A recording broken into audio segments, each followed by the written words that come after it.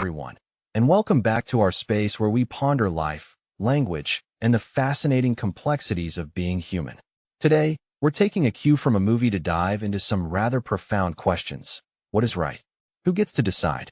And why is it that what seems crystal clear to me can be a completely different picture for you? If you've seen the film 21, you might recall the story of brilliant students who used mathematics to their advantage in the casinos of Las Vegas.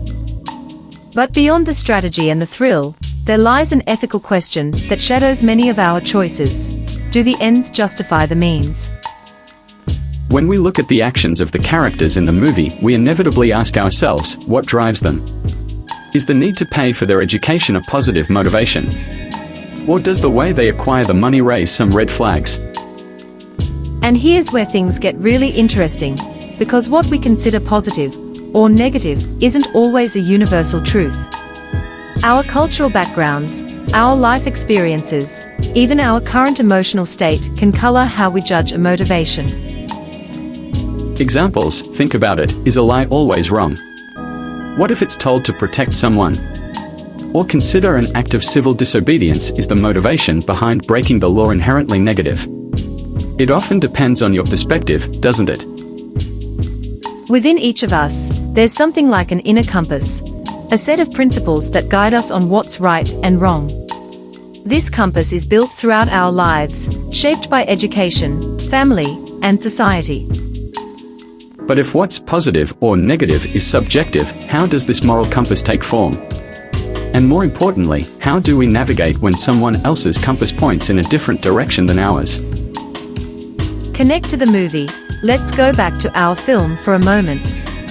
Was the moral compass of the MIT students aligned with their professors? And how does our own compass, as viewers, react to the choices they make? There's a powerful tendency within us, as human beings, to seek validation for our beliefs and our values. We want to feel that what we believe is right, that our morality is the correct one. This is why we often interpret the motivations of others in a way that confirms what we already think. If we agree with the outcome of an action, we are more likely to find noble motivations behind it. If we disagree, the motivations might seem selfish or negative.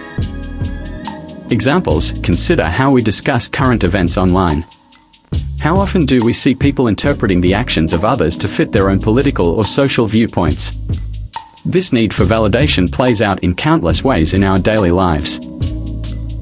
This interplay of subjectivity, morality, and validation is present in every facet of our lives.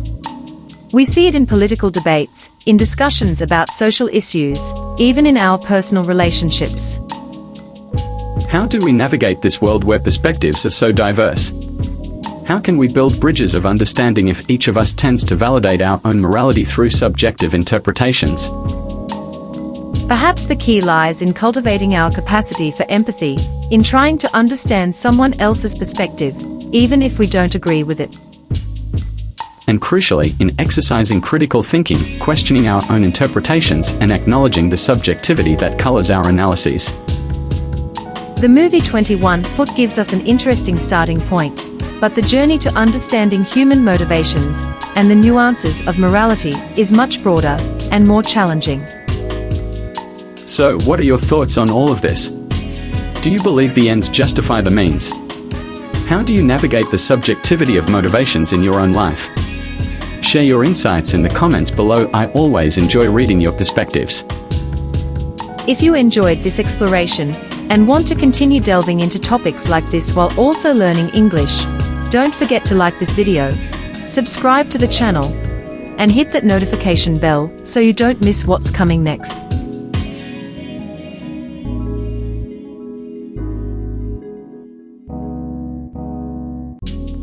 Right is right, even if no one is doing it. Wrong is wrong, even if everybody is doing it.